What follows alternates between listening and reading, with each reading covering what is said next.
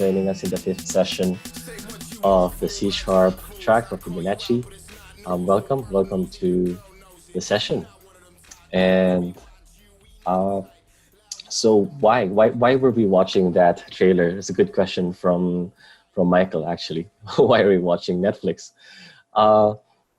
So that is actually very much related to the project that I've been mentioning very briefly in the previous sessions, right?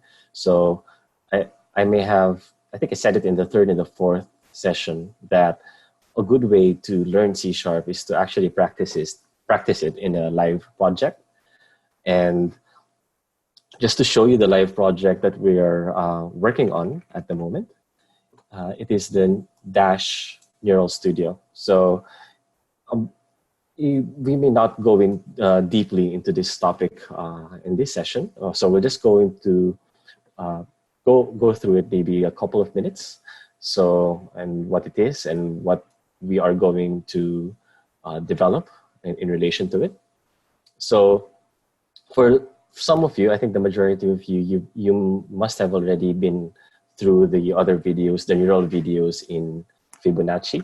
So if you haven't yet, feel free to go through them and let me know if you want to be provided the links so I can give them directly to you. And so basically, neural is just like what Mattias mentioned in the chat box, right? So it is the creation of a brain simulator and basically allowing you to store all of your data in a central location at your own choosing.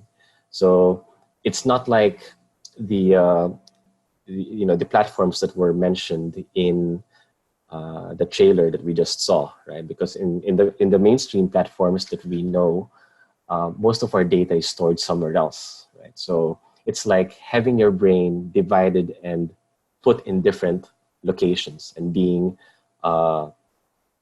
controlled by different entities, right? So the difference with our solution or with a neural open source project is that basically each user will have his or her own brain, that they have a choice where to store it or to host it. So they can host it at home or they can host it at a cloud server. But the important thing is that it's decentralized and the ownership and the control of this brain depends on the user. And basically that's what's running behind this application here. So this Dash browser allows you to have your neural network stored anywhere, right? And you can use this neural network to manage your information. So you have your different devices storing here directly. So it's like what we have in Slack. So I'm sure most of us now in this group are familiar with the Slack platform because we're using it to manage our communications, right?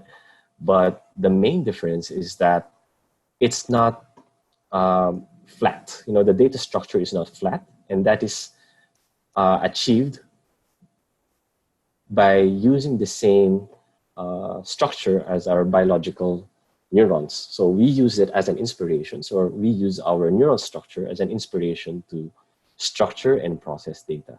So we'll not go into the process part now, but just by looking at this here, you can see that we are structuring messages. So we have a time dimension. So you can view your data via the time dimension. So each, maybe going forward, we can use neural as a way to communicate with the rest of the participants or whoever else is participating in Fibonacci. And so we can chat here. And then, as I said, not like in Slack, wherein it's flat like this, when there are channels and there are messages in each channel and so on. What we are able to do in neural is that each element, each message here or each neuron is actually related to any number of other neurons. So you can define your own structure freely. It's not restricted, and it inherits the flexibility that our brains enable us to maintain and control in our everyday lives. Okay, so we won't go through the details now of how to use this. I'm sure we can make use of our time in the Wednesday hack night for that purpose. So we can use it to install, we can use that session to install this browser on your Windows PCs. And then I'll show you how to use it there, and we can collaborate with one another using this tool. And then we'll then look at the opportunities for improvement in this app. So there are so many opportunities. Like, for example, just a very basic use case is to have a motion sensor at home sending messages to your brain. So in addition to your friends being able to post messages directly to your brain, we can then make your home intelligent, for example, so that your windows, your door, or anything, your browser, your activities are all sent here. So it's all centralized at your user selected location. It's not forced upon you. In simpler terms. Okay. So yeah, that explains why we were looking at the Netflix trailer for the great hack, because I think this solution, this personal brain, will be a very promising solution to the problems we are having in today's internet world. Okay, so are there any questions before we proceed to the lessons? Feel free to ask.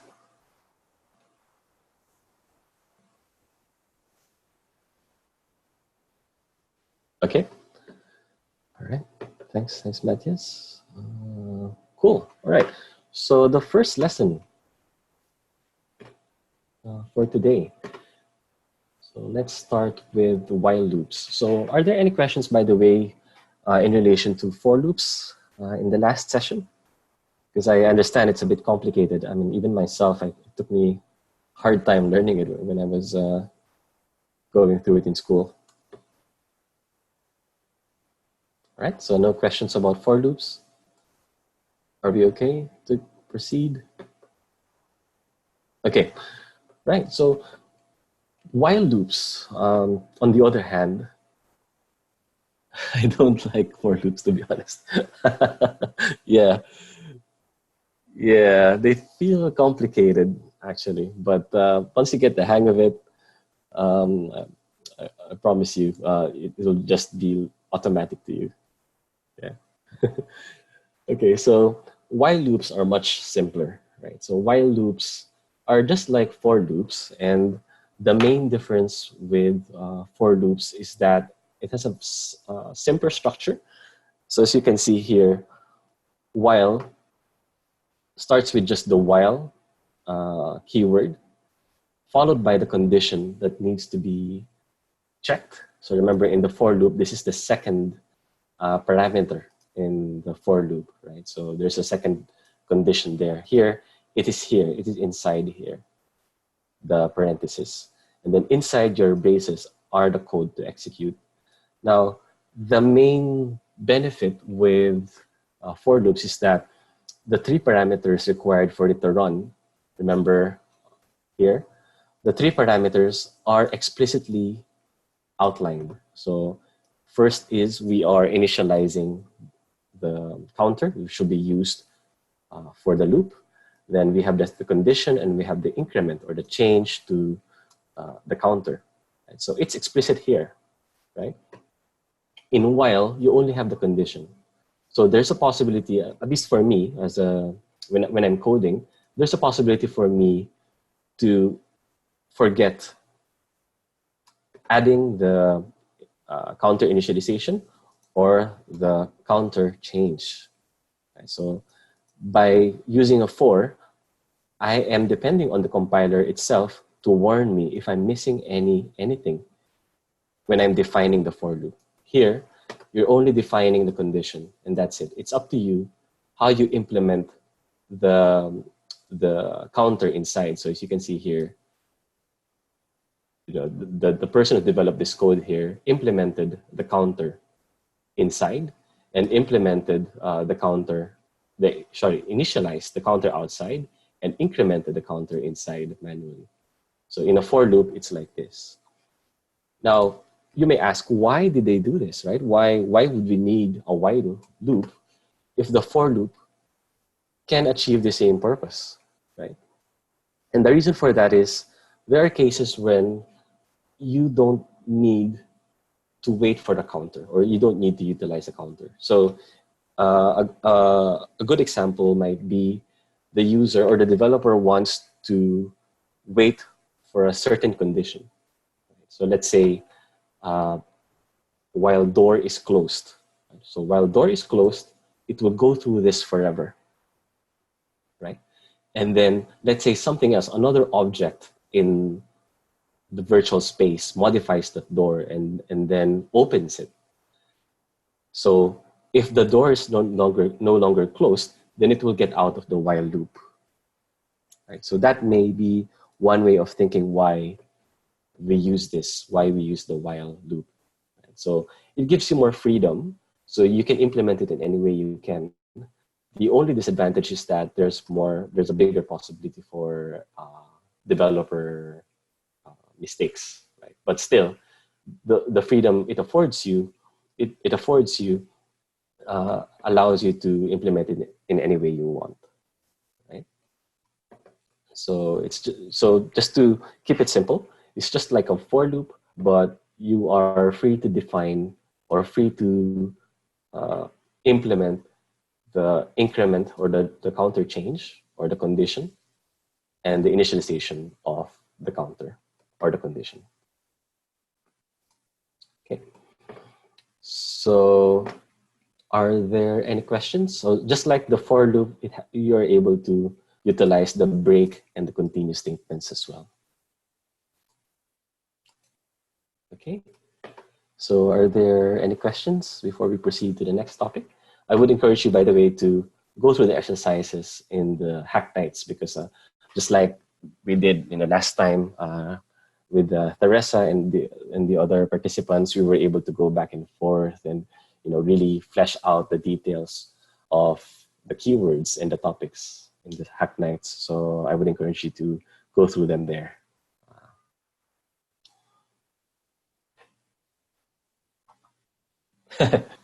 Yes. Yeah. Yes. So yeah, I think it depends. It depends on the situation. Sometimes a for loop is better. Sometimes a while loop is better. But in my case, I'm using, so far I think I've used for loops like 80% of the time in my 15 years of coding, because it's just more strict. But it prevents me from forgetting what I need to declare. But yeah, it took me a while really to get used to it. Yeah. It's just practice. Okay. All right. So any questions regarding the while loop before we proceed?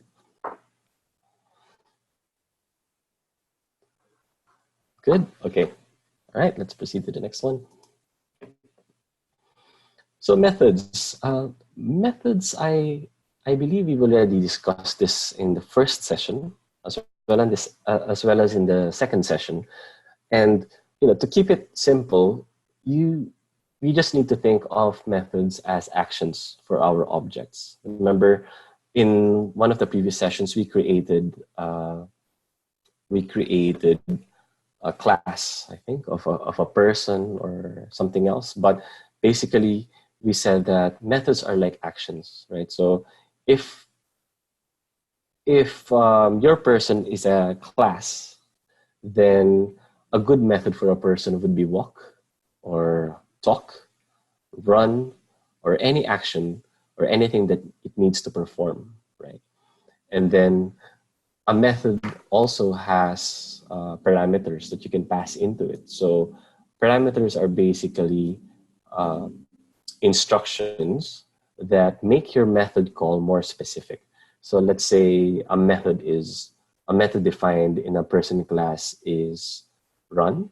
Then you can say the first parameter would be direction. Let's say this is north, or direction north.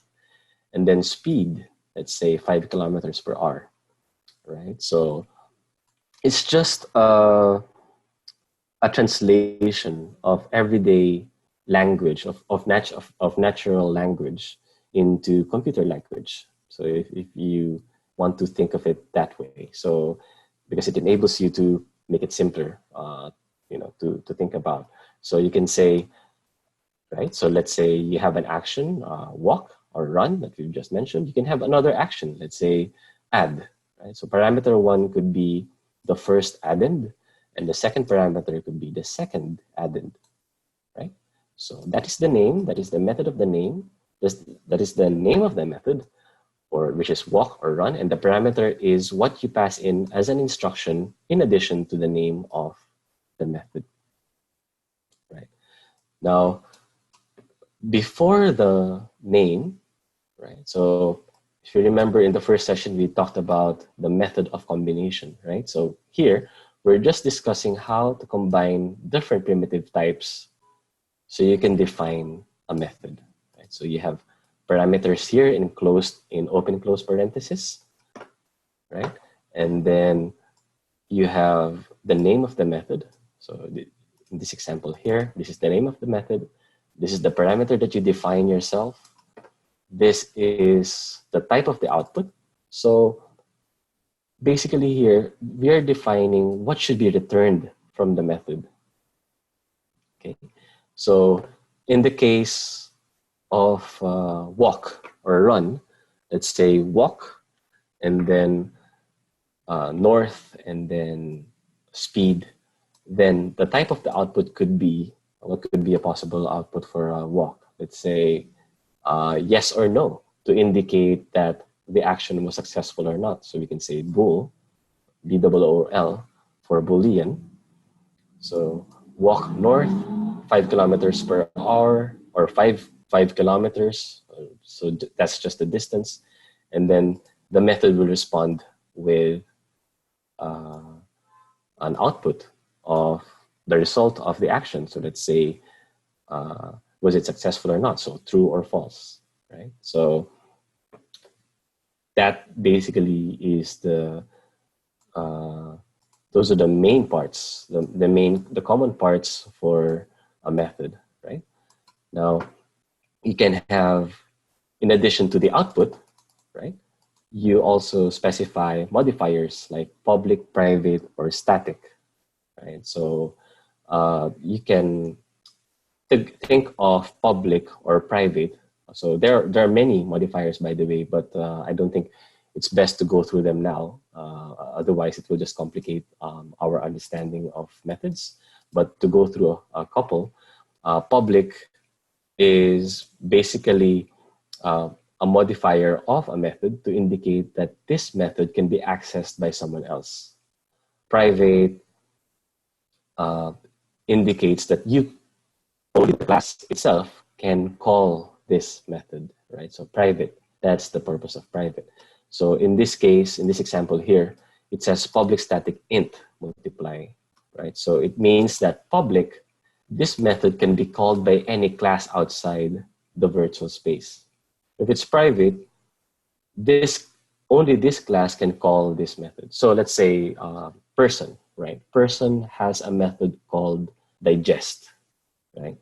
Now, digest ideally should be private, right? Because otherwise, if someone can tell you digest, right? So you won't have control over how your food is digested, right?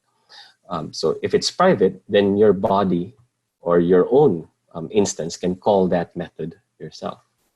Right? So that's why it's important to declare whether or the proper access modifier for a method, because sometimes you want to protect your class from invalid invocations, method invocations. So let's say a method should only be called by itself, then you declare it as private. If you want it to be able to be called by any other class, then make it public,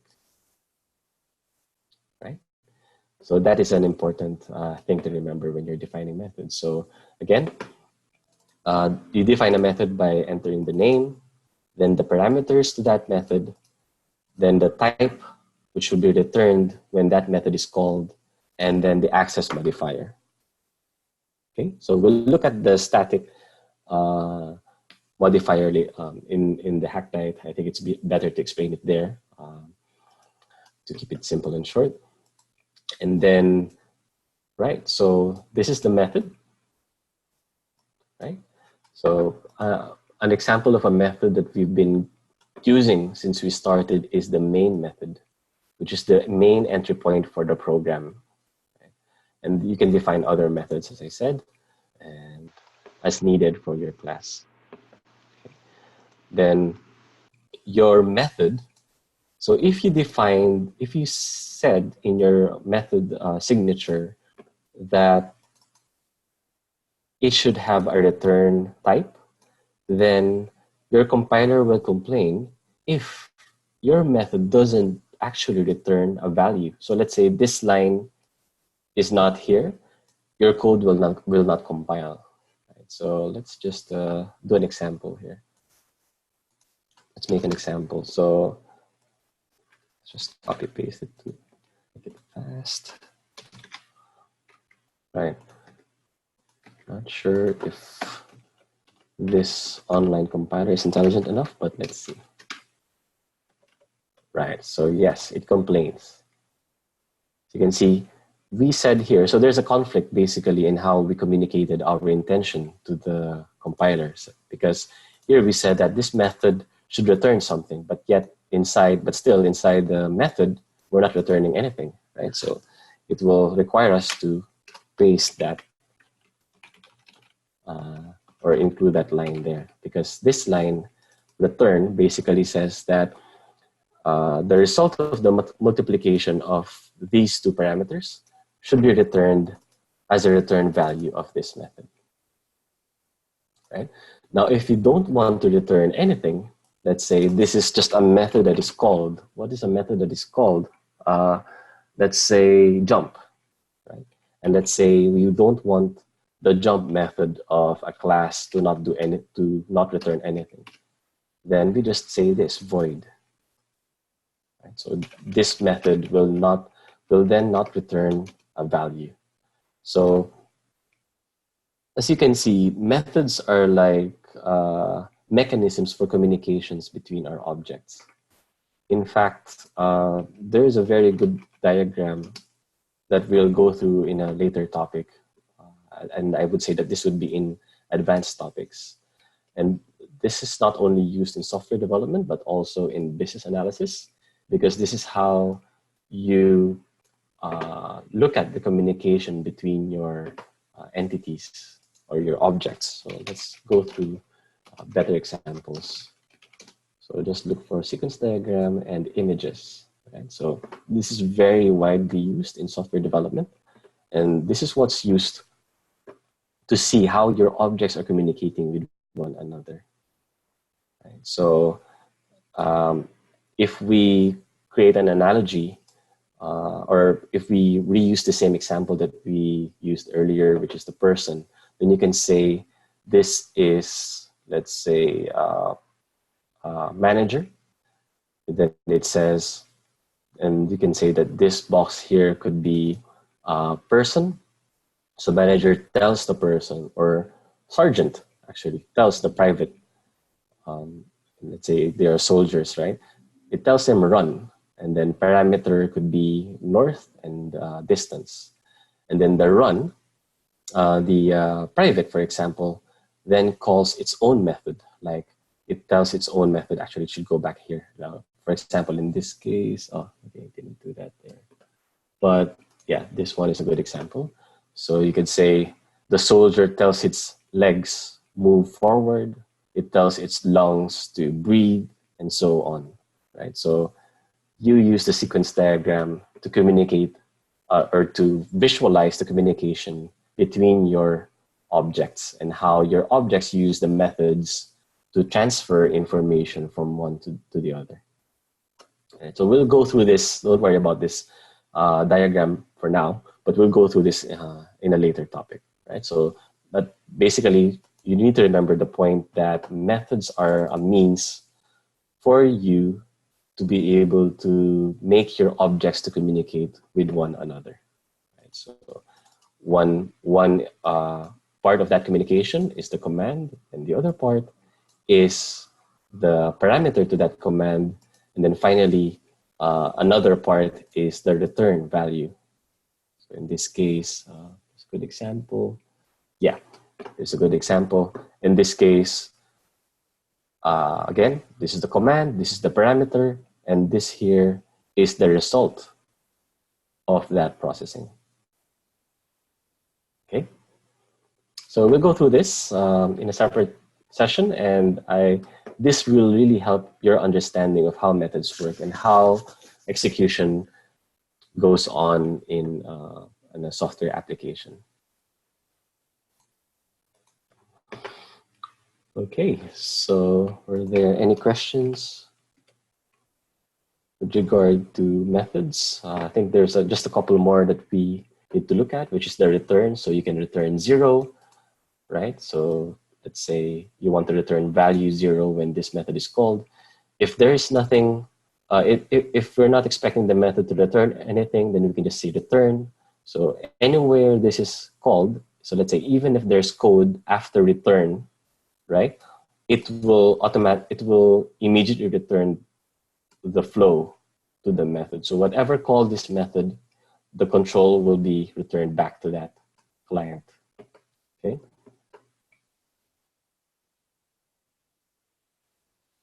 Okay. Great. Okay. Okay. Thanks, Mattias. Anyone else? Are there any questions? Something that you think needs more clarification? Oh, okay. So that's great. You might be able to finish the whole Fibonacci C# beginner's track then. Okay.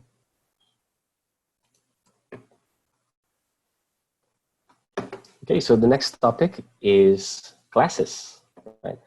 So as we said earlier, everything in the virtual space is just is classes, right? So it's one way to think of information in object-oriented programming is by thinking that the objects that are in the space that are interrelated or interacting with one another are classes, right? So if you go back to the example that we had in the first session, right? So for Facebook, for example, what could be the classes in that system, right? So for Facebook, you can say that maybe the classes there would be friend, right?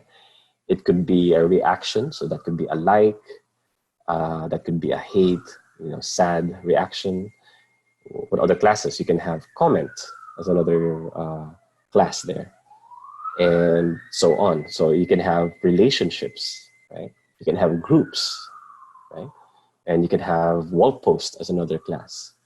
So classes allow you to define concepts in a programming language. And to keep it simple for you, we use classes to delineate information and data structures and then their processes inside them. So by creating a class called person, we are then able to define the data elements called properties in a person, and then the actions or methods inside a person. So that you could think of classes in that way, right? So classes are very important and very fundamental, and they allow us to combine, right? To combine information and then create more sophisticated and complex information based on simple ones. So you can remember primitive types, right? And then you combine primitive types so that you have classes derived from the combination of primitive types, again, method of combination and primitive types. And then you can then have abstraction, because let's say you have person class, you don't even need to define the details of a person, how a person is fully implemented. So if you think of a full implementation of a person, you can go on forever. I think, because a full implementation of a person would have cells, it would have, you know, digestive organs, you know, circulatory organs and so on, and neural networks and so on, right? So that would be immensely complicated. But by using abstraction, you can keep it simple. You can just say person and that's it. Right? So it's just up to you how you define that person later on. But you can then make it as simple as you want and then implement only as necessary. And you do that by adding an access modifier, just like a method. So that is the public modifier here. And then the keyword class to indicate that what you're doing right now is you're creating a class. So class has to be there. This keyword has to be there. And then after the class keyword is the name of the class, right? So that's why we say public class program here. And that is the hierarchy, by the way, okay? So when you define a class, so let's go through the code of Dash, for example, and right. So an example would be this class here, graph module, or let's go through a more easily understandable example. So let's say neuron, right? You can say public class neuron, and then here is a constructor method, which we'll not go through now, but this is basically a method, right? Special type of method, by the way. And we have the properties here, which is the next topic. Okay. So how do you define a class? Again, you just say public class, the access modifier, and then the keyword class, which should always be there, and then the name of the class.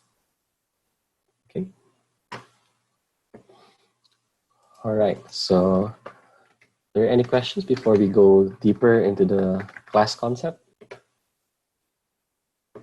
Looks fine. Cool. All right. So, right. So if we go through the sample code here, you can see that what we're doing here is that first we declare a reference to a library or to the namespace that we want to be considered in this class. Then basically he created a myClass class, right? So declare a myClass class. This is the keyword. And then it's just creating a field here, initializing a field, right? Which is, yep, we'll go through that later on. But you can just think of this as a property, all right? Or an attribute of this class, okay? Then here we're declaring another class, which is main class, and then declaring a method in that class, okay? So if you go to the example here, you can say this person, right? And let me just expand this to make it easier for you.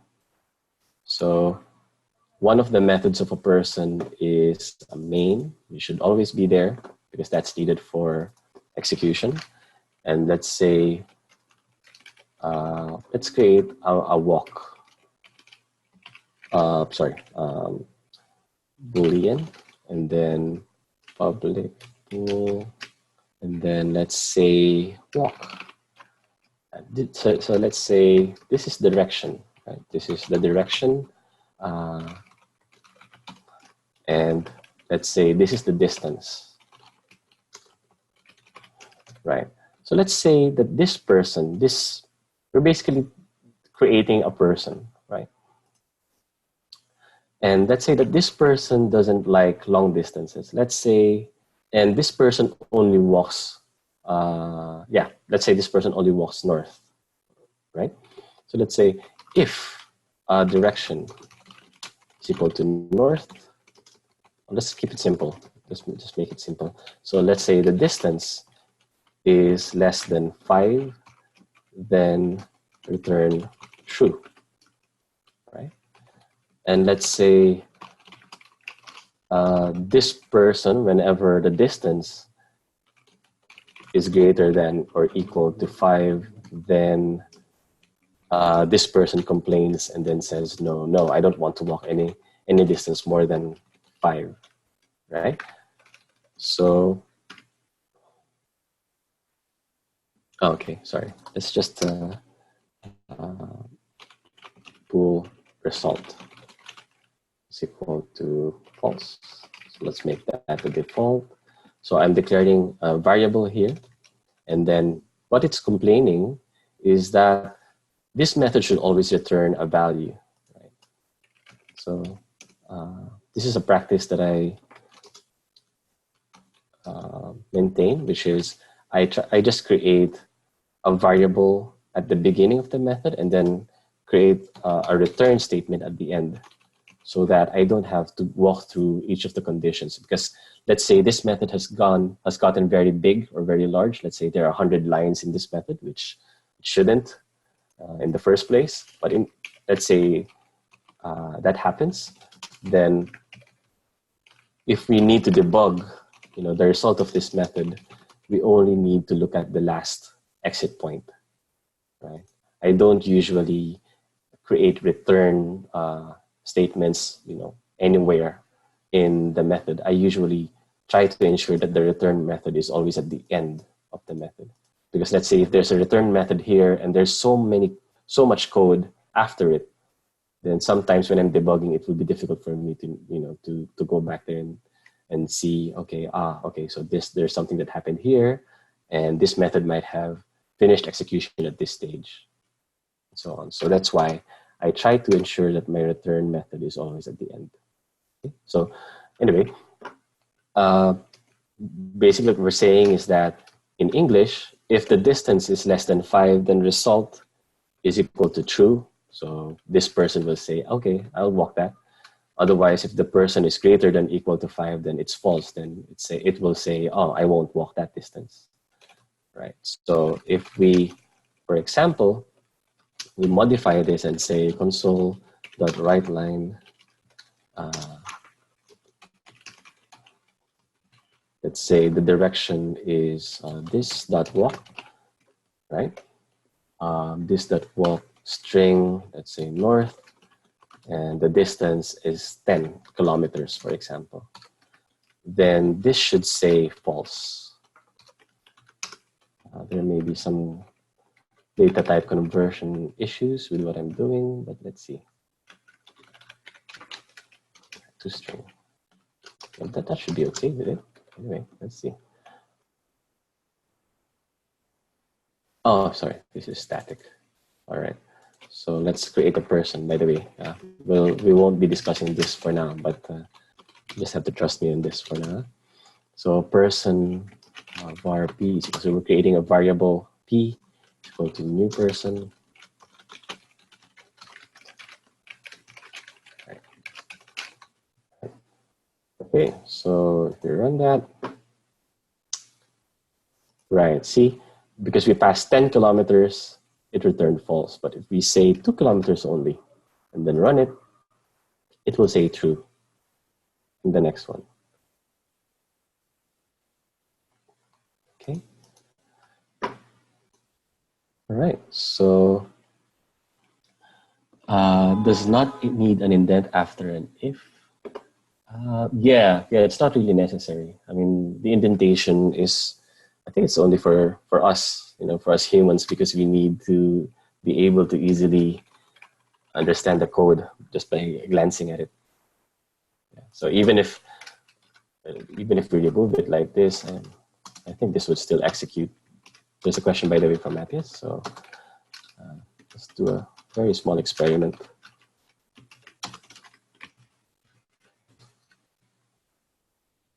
This should still run.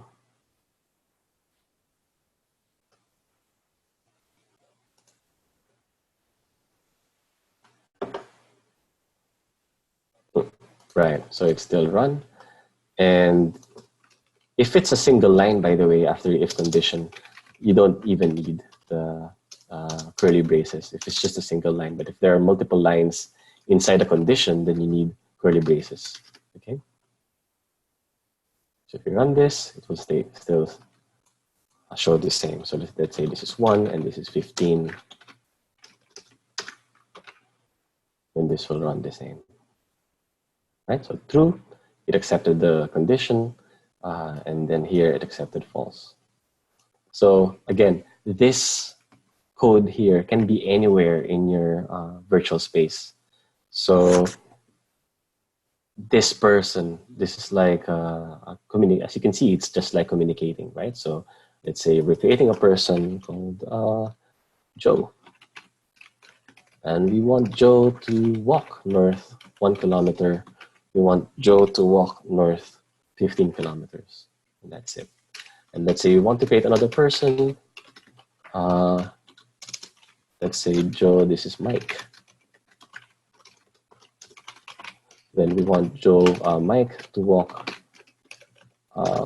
10, and this is 3.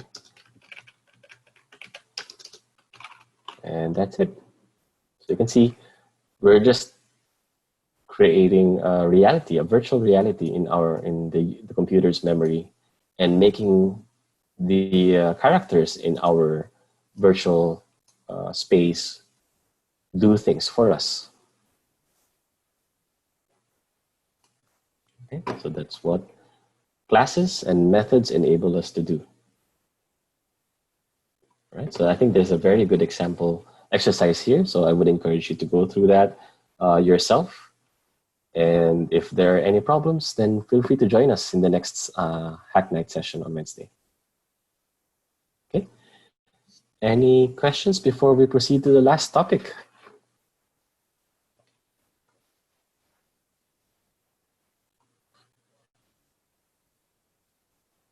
That's great. That's great. Okay. So it's clear. All right, the last topic. So properties, again, we touched on this very briefly in the previous topics, but this is now a chance for us to go through it deeply. So properties allow you to contain data, right? So actions, as we said, actions are the methods. Those are what your classes can do, and those are the types of processes that your classes can perform. Properties are like the containers of data, right? So an example of a person property could be age, it could be height, weight, it could be body fat, for example, it could be composition, and so on. So any data or information that needs to be stored about your class is stored using properties or fields. Okay, so right, so there are two types of properties, right? So the properties, okay, can be member variables like this, or it can be properties which are like this. Let me just scroll quickly. Actually, formally, I call these fields. I don't know why it's calling them both properties, but these are fields, right? And we can just check that later on, what the proper naming is, but these are fields, I would say. And the properties are the ones with the getters and the setters. So I think a better example, so fields versus properties, we can look for C# examples, which are, I think, more accurate than what's shown here. Okay. So as you can see, whenever you're in doubt, just Google it. You know, that's how we do it in programming. So just to be sure, okay? Right. So the top result from Stack Overflow, and once you've started coding neurUL, you will see this website very often, because this is where everyone goes. All the developers around the world are using this website to debate, you know, to get better understanding of stuff. So just like what I did, just feel free to Google it and go for the topmost result. Okay. Right. So here is a field. So that's this here. A field is like a private. So you need to be able to differentiate a public-facing property, a public-facing container with a private container. Right? So what this allows you is, if you have a public-facing member, right, and you have a private member, then you can then control how data is persisted or whether it's persisted in the first place in your private field. So you could, maybe a good way to think about this is like, this is like a wallet, right? So a property is like a wallet because let's say this is a high-tech wallet, right? So this is a wallet which can reject input to it, right? So you can say that this is a wallet or maybe a biological part like an ear, right? So your ear, this is your ear, and then this is your brain. Right? This is the private container or the internal container of your public-facing mechanism, right? So your ear can hear anything. You know, it can hear any sound. It can accept any input, but before it reaches the brain, which is this field here, you can implement any validation. You can have any if conditions. You can have any loops. So that can then reject the input.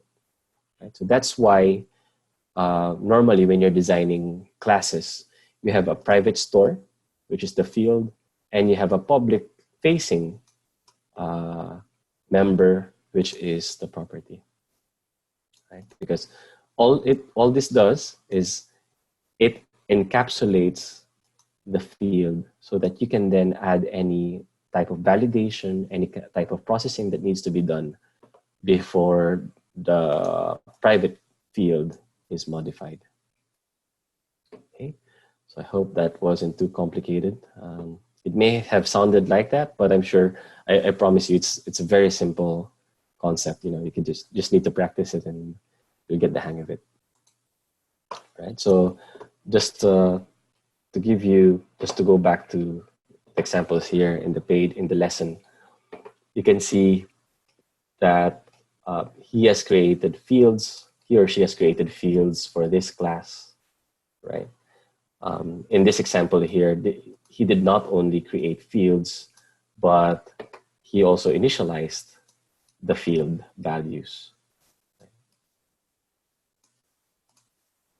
Right. So a good way to be able to differentiate properties or fields from methods is the fact that fields don't have the open-close parentheses. If you can see here, the methods have this, while the properties or the fields don't. So it doesn't have the open-close parentheses. So this one is a constructor method, the special method that we discussed earlier. Right? So as you can see, it has an open-close parenthesis. The fields here don't have open-close parentheses. Okay. Now this constructor method, as you can see, accepts parameters. So when you're creating a shape, you want it to specify the type, the sides, the side length, how many sides the shape has, the length of each side, and the area. Right? So you can specify the area of that shape. So when you construct this, so this method, as it is hinted by the name itself, the constructor method that we have here is just used to create the shape. So we're passing in the type, and then the type is then assigned to the field.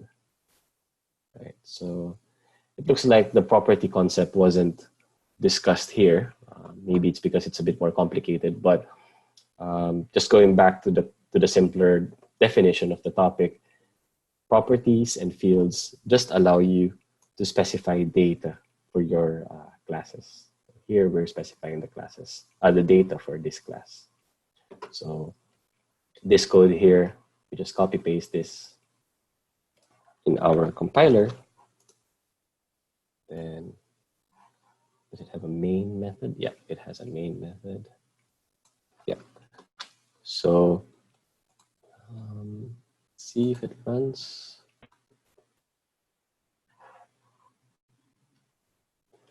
Okay, just takes a while, but okay, let's go through the code one by one. So we're just defining a class of a shape here. We're defining the fields. Okay, does it like that? All right, because, yeah, it doesn't like that because I think this compiler is a bit strict. Let's just make this a sub method. All right, so I think it's a bit strict. This compiler is not behaving as expected. So let's just hack it a bit to make it work. Right. So as you can see, we've just defined a class shape, and the main method is required, as we understand from this compiler. Then we're just defining the data or the fields for, okay, there's no problem now. Okay, anyway, we're defining the fields which are used by this class, which is the shape, right? And then we have the constructor method, right? So in this constructor, we're passing the type, the sides, the side length, and the double area. And then as you can see here, we're instantiating the shape. This is just the main method, which is used to, for our example. So we're instantiating a shape. We're passing in the name of the shape and then the parameters for that specific shape. So we have square, then we have a bigger square, then we have a triangle, which is 3 sides, and then the length is 3, and then the area is 3.9, and so on. So what the code is doing here is simply creating these objects in memory, so we can then interact with them and play with them and use them in subsequent code. Okay, so I think there's just a public static main. What's the problem? Let's just try to debug it a bit. If it doesn't, then that's fine. We can cover it more deeply in the hack night.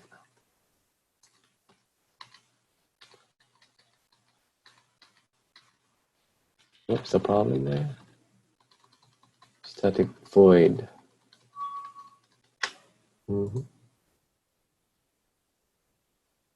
I hope it's not just a problem with the compiler, but in any case, that's fine. So hopefully that's clear. Are there any questions about the properties topic?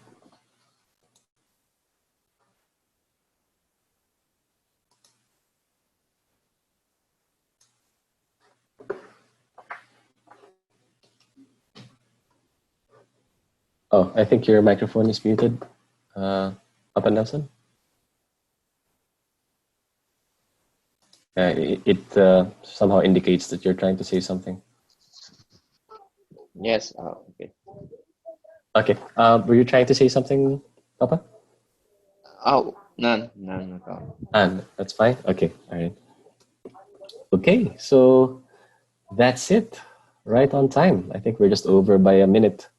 So if there are no further questions, I would encourage you to join us this Wednesday in the hack night. Let's go through the exercises one by one. So just feel free to let me know if you have any questions even before then, and send me a message on Fibonacci. And hopefully soon we'll use neurUL, the neurUL application, to communicate in succeeding topics. We'll go through the deeper topics in the next sessions in C#.